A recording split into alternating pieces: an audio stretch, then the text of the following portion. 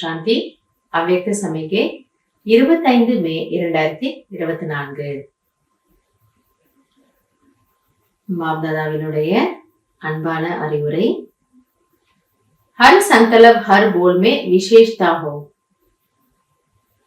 सदा सरल स्वभाव, सरल बोल, सरलता संपन्न कर्म हो, ऐसे सरल स्वरूप रहो. பாபா சொல்றாரு, ஒவ்வொரு எண்ணத்திலும் ஒவ்வொரு பேச்சிலும் விசேஷ தன்மைகள் இருக்கட்டும்.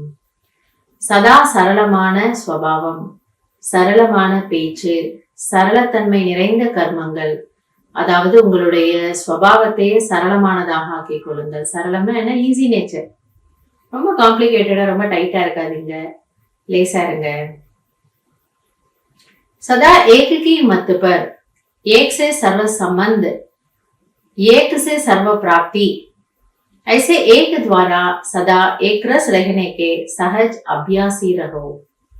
அப்போ பாபா சொல்றாரு, சதா ஒருவனுடைய வழிப்படி நடந்து ஒருவரிடம் சர்வ சம்பந்தங்களையும் வைக்கும், சர்வ பிராப்திகளினால் நிரம்பிய, சதா ஏக்ரஸ் ஸ்திதியில் இருக்கக்கூடிய பயிற்சியாளராக ஆகுங்கள். என்னென்ன பண்ணணுமா? ஒருவருடைய வழிப்படி நடக்கணும், ஒருவரோட எல்லா சம்பந்தங்களும் நமக்கு இருக்கணும். அப்ப அவரிடமே எல்லா பிராப்திகளும் உங்களுக்கு கிடைச்சிடுது. இது இருக்கு, இது இல்ல அப்படின்னு இல்ல, எல்லா பிராப்திகளும் நிரம்பிய ஆத்மாவாக உங்களுடைய மனநிலையை எப்படி இருக்கோ ஏக்ரஸ். ஏன்னா பாபா நம்மளை அழ வைக்க போறது கிடையாது, பாபா நம்மளை திட்ட போறது கிடையாது, பாபா நம்மளை குறை சொல்ல போறது கிடையாது. அவர் எப்பவுமே நிரம்பியவரா இருக்கிறாரு, அவர் எப்பவுமே அன்பானவரா இருக்கிறாரு. சோ அவர் மூலமாக எனக்கு துக்கம் வர போறது கிடையவே கிடையாது. சதா குஷ் ரஹோ, குஷி கா கசானா பாண்டோ. எனவே நீங்கள் ஒருவர் மூலமாக அனைத்து பிராப்திகளையும் அடைந்து சதா குஷியாக இருங்கள். அந்த குஷியை மற்றவர்களுக்கு பகிர்ந்து கொடுங்கள். சதா குஷியா இருங்க. குஷி की लहर सर्व में फैलावो, यही सच्ची सेवा है.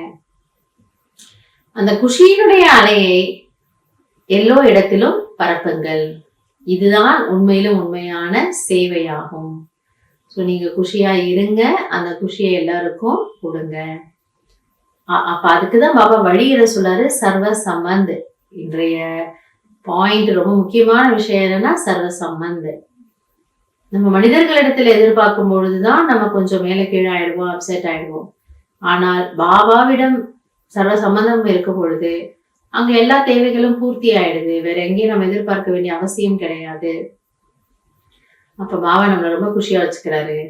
எனவே எந்த நேரத்துக்கு எந்த காரியத்திற்கு எப்படிப்பட்ட சம்பந்தத்துல இருக்கணுமோ அப்படி இருந்து பிராப்திகளினால் நிரம்பி இருக்கக்கூடிய சரள ஸ்வபாவமான ஆத்மா நான் அப்படிங்கிற ஸ்வபாவத்துல இருக்கலாம். இதை கவனத்துல வச்சுக்கலாம்.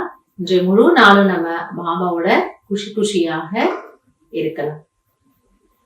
நல்லது. ஓம் சாந்தி.